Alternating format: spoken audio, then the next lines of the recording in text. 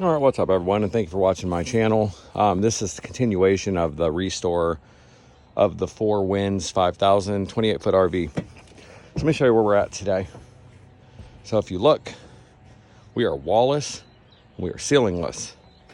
So you can see I erected that little hut back there to store excess parts. You can see, obviously, I didn't think big enough, but the foam, some's good, some's bad.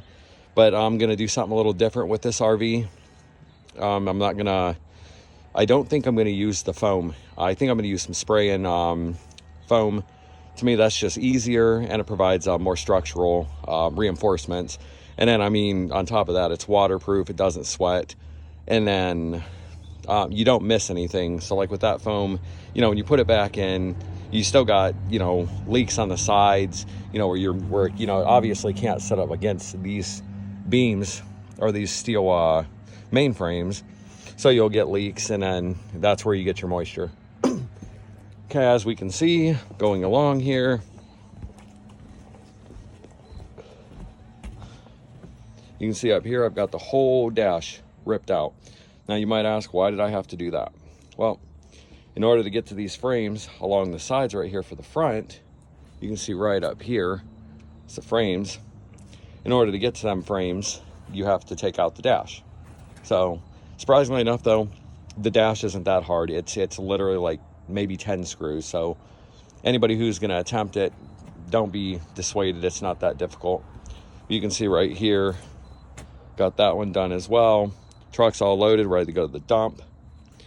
I took out most of the carpet.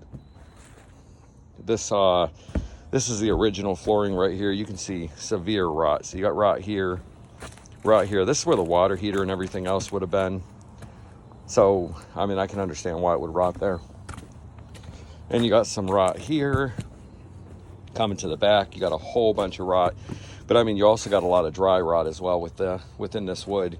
And then back here, it's completely rotted. Right here, there's actually a soft spot in the floor. You can actually see me pushing down on it. So there's a soft spot in the floor. Tomorrow's objective is to rip down the rest of this section right here and get rid of that. And then I want to shave off all the nails and everything on the top of the roof. And I'm going to pull the whole, if you look at this channel right here, this whole roof panel right here, there's screws that go all the way down, and they mount with these cross members right here. You pull all those screws out, you can pull this whole rooftop off, and that's my plan tomorrow, is to pull the whole rooftop off. It's got to be cleaned down, and I think it's going to be, minus the foam, I think I'm going to pre-assemble the roof material along with Luan that's going to be used on the top. I think I'm just going to all pre-assemble it all down on the ground, and then have some help and lift that panel back up in place. But continuing along here, I'm gonna take you off this thing here. You can see where I've got most of the skirting. The skirting's pretty much gone all the way around. You can see factory screws. This is where all the factory screws are. They come right up through this metal channel right here. It's just literally a welded I-beam. You come all the way around. I also got the propane tank off, separated. I got the hydraulic system separated. It used to sit right up in here, so it's separated now. Here's where your propane tank is. Here's where your generator 110 comes in. I'm going to simplify the 110. I don't think there's just no call for it to have this many cords for the 110.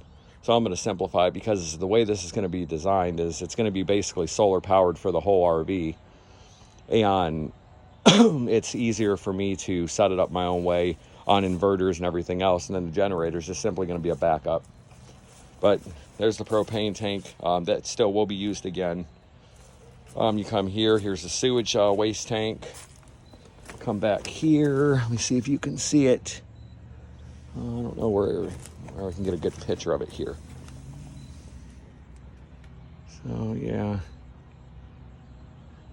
But there's another holding tank on this. I just can't get a good picture. But I mean, you could see how rotted the wood actually was. I mean, it was just disgusting. But I make these videos in an attempt to help people better understand the way these are set up. They're not difficult to understand. They're actually quite easy. as long as you got a little mechanical aptitude, you should be perfectly fine at doing these.